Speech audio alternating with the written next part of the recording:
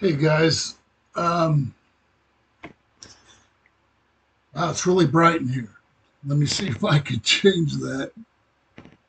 Hold on. Yeah, well, I'm a little bleached out, but who cares? Um, just a few things on some of my recent postings. You guys saw that I put some photos in of my progress so far on the Nebula class, the USS Prometheus build. Um, this build's going to take quite some time, and the saucer section, getting all the little windows cut out that you want. I am not gonna take all of those um, windows and drill them out. I'm just not. It's uh, there's gonna be onesies, twosies here and there. All told, I'll probably do about 80 of the windows throughout the whole ship. You know. But anyways, I wanted to share something with you guys. Sorry, my antivirus screen popped up right in front of my face while I was doing this. This is a little pen drill motor, not screwdriver. I've got one of those too, but this one is really unique. You can see that's one end of the case, just the bottom, and the company's FANTTIK. So yeah, and then to get into it, that's the actual drill motor. You just pop this indent down hard and it pops it out. And then what it allows you to do is to get into all your uh, bits. And each one of these rotate. Actually, the whole thing does. But you got all kinds of uh, tips and stuff in there that prove useful. And it also, you can charge it while it's in. That's what the drill looks like. Oh, my bad. It's got a little digital slide indicator right here where the green lights go up and down depending on how fast you have the setting. I guess it's a USB-C. I can't recall the designations. You can only chuck up uh, bits that fit that collet. So it, you got it. When you buy a replacement stuff for it, you're going to have to.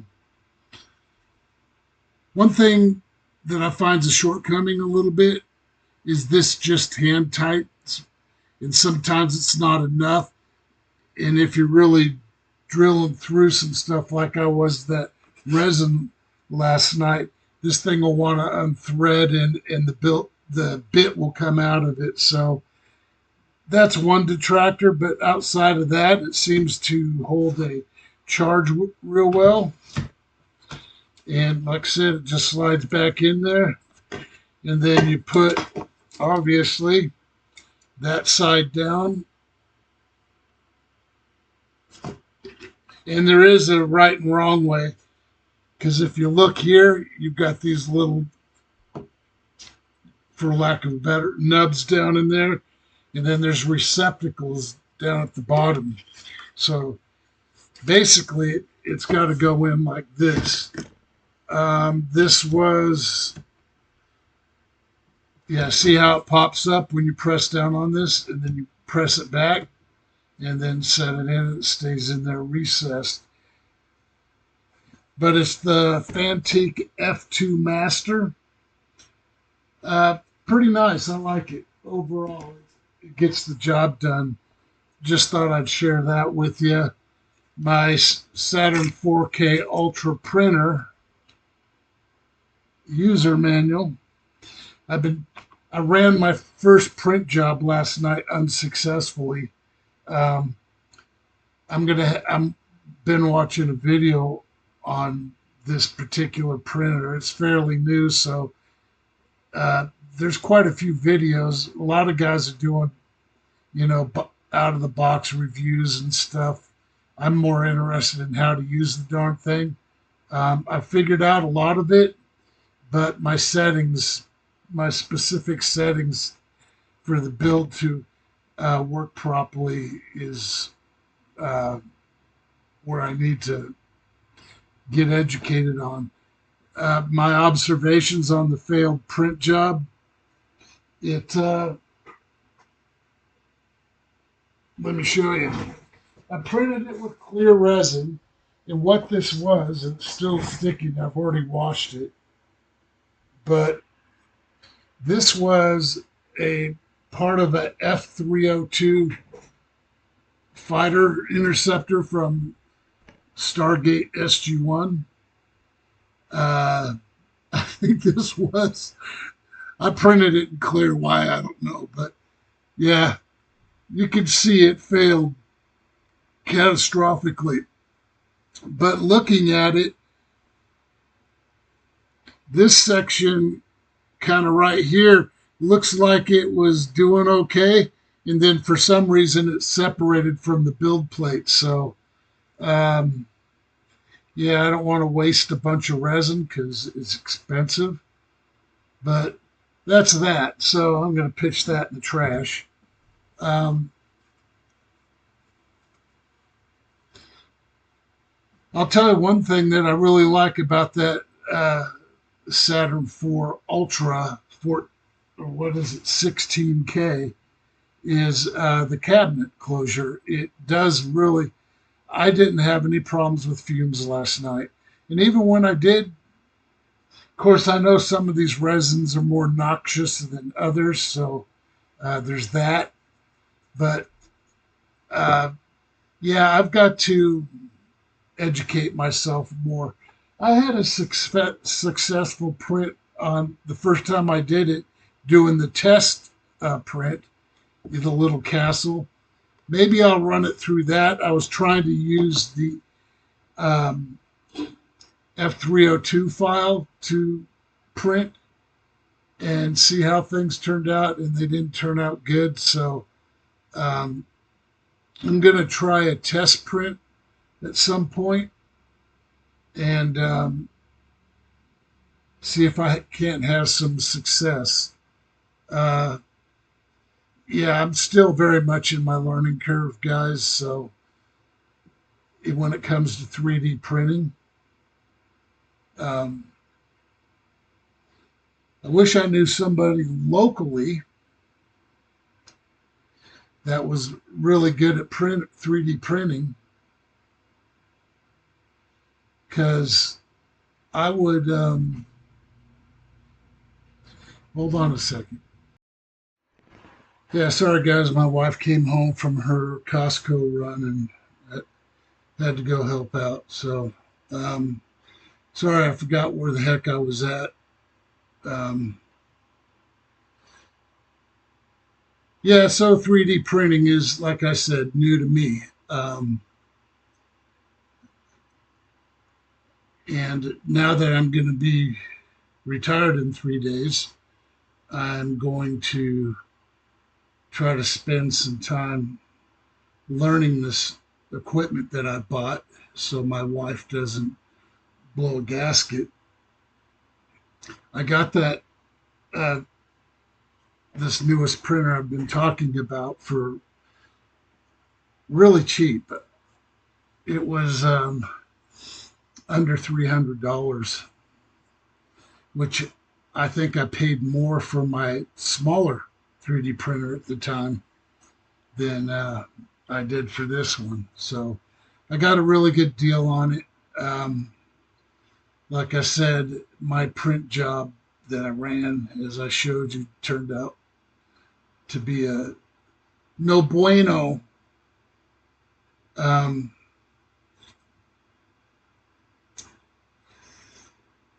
I'm going to go ahead and, like I said, run a test one and see if that works. Because if a test one runs correct, then I don't know what the requirements are for when you're doing any given print job. If each print job settings have a level of specificity to them that you have to fulfill before to print things right. See, that's something I don't know. If any of you guys know, please say something to me. If you're an expert, you can uh, think you can help me out. I'd appreciate it. I mean, I'll eventually figure it out, but like I said, I'm I'm 65, so I'm kind of new to all this newer technology, and I just really want to get a handle on it so I can start doing some cool stuff. But again, I don't know if the files I got were corrupted or not. Generally, if they are, it says fix it, and I did.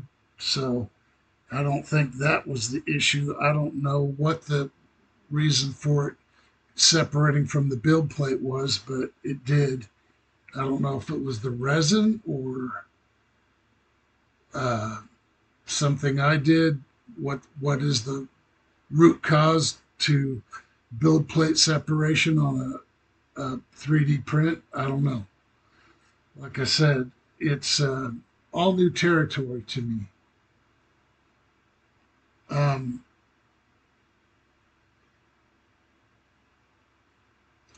just trying to think here.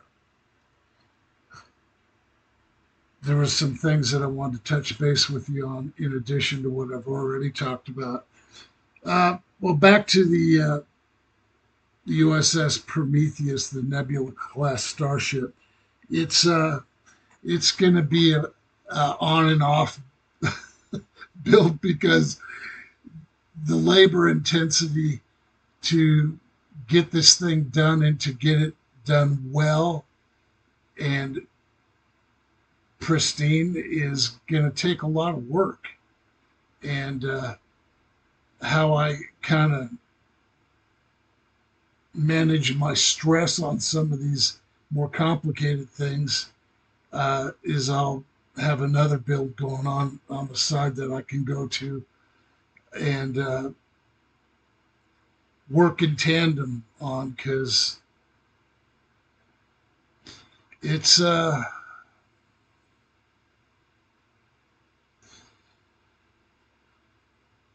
it's a challenge. It really is, and but like I said, it's one of my favorite sci-fi spaceship designs. So I really do want to get it done and get it done right. Um, I have this stuff that's pearlescence that it's water based and you can put it in with your paints to give your paints a slight pearlescence. And I think I'm going to do a little bit of that uh, on the Nebula class build because I've always thought that an advanced spacecraft should have more than just a generic looking paint color on it, uh, duck egg blue, whatever. I think that would look better if it kind of had just the slightest pearlescence to it, not heavy, very light. And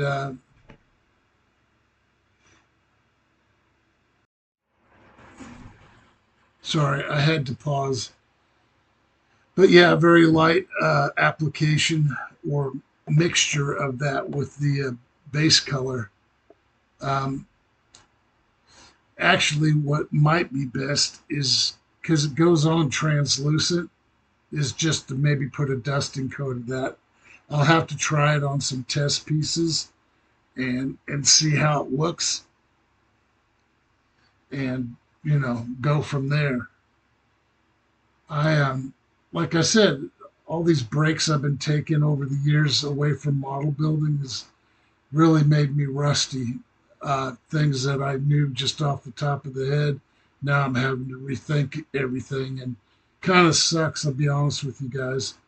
Um, yeah, what the heck? I'm multitasking while I'm talking to you. Um, so there's that.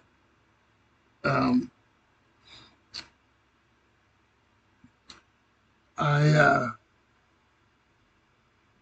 This FANTTIK cordless drill. I don't get anything for telling you guys about it. Uh, it seems to be a pretty good little tool, useful. You can buy, like I said, this one was like $79. I kind of balked at it at first, but it had all those additional things, and for the money, I thought, that's pretty good. And it's got a very easy to use carrying case. Functionality is really nice. Just so you see, this is a. Let me close it so that this is my cordless drill, little pin drill, not drill, but screwdriver. Excuse me. The drill is what I was just talking to you about, and I think I've shared this with you guys before, but that's the driver.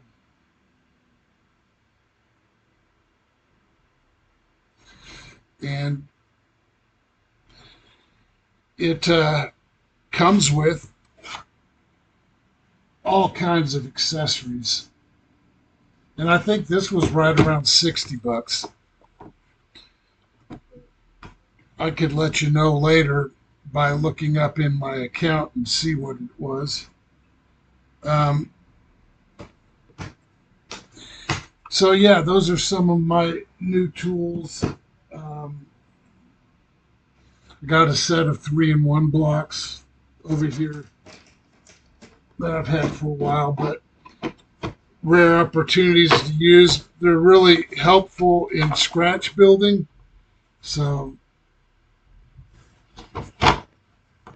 generally I've found you got to have at least two if you're doing a lot of scratch building. And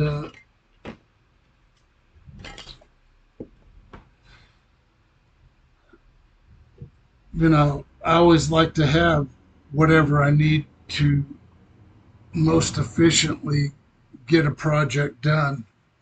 I'll tell you one thing, I've got to do any more sanding of resin outside the shop here. I just dusted and cleaned in here recently, and now everything's got a light coat of resin dust, which isn't healthy for you, by the way. Um, I didn't wear a mask. I should have, because I have appropriate masks for that. Um, Sometimes you just don't want to be bothered, but hopefully it won't have impact uh, on me as far as health. Yeah, I've got to head out to work here in a couple hours, so um, I'm going to go see what my wife's doing, and she's talking about making something for me before I go to work to eat. So, yeah, guys, like I said,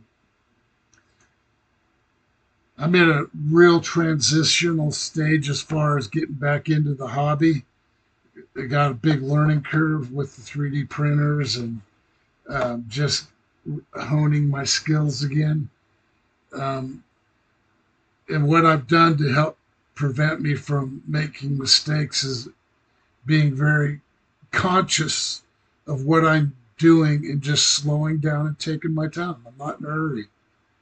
Um, and, because I generally find if you get in a hurry, get impatient, you start screwing things up. So, and on that Nebula class build, there's a lot of details uh, to do to light it and to light it accurately, excuse me. So, yeah, um, I just wanted to pop on here real quick and say hey to you guys. I hope everything's going well.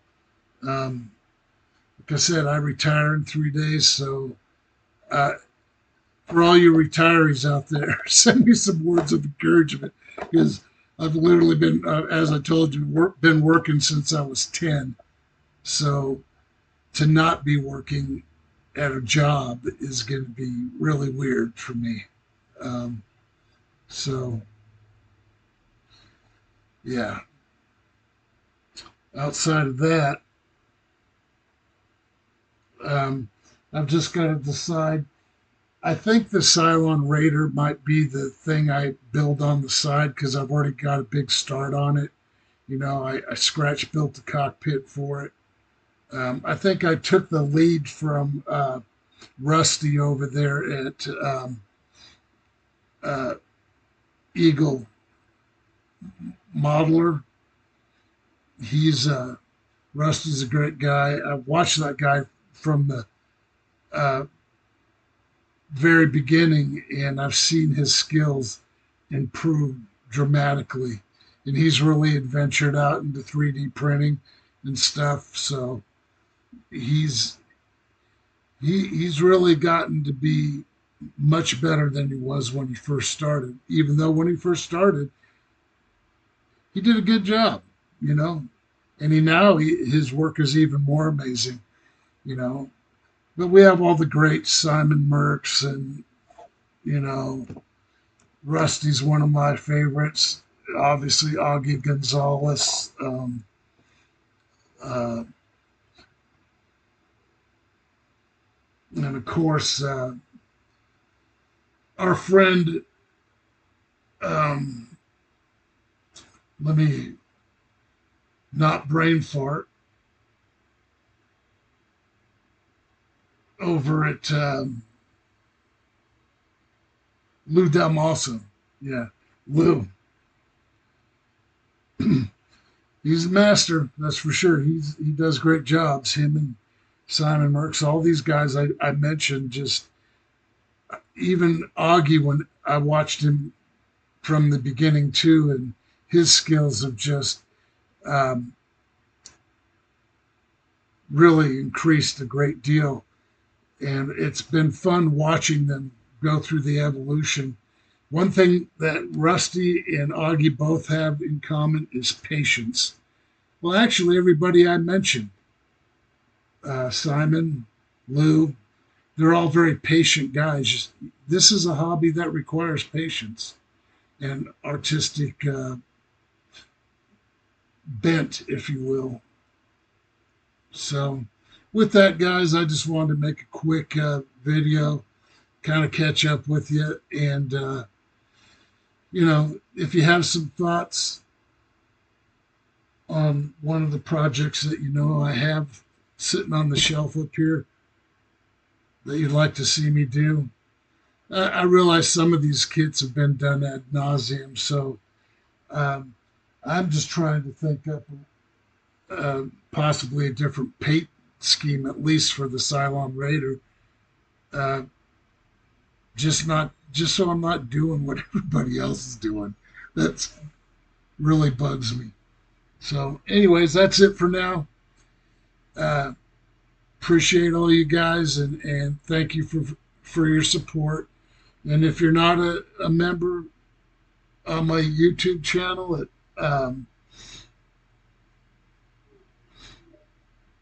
Black Projects 51 on YouTube,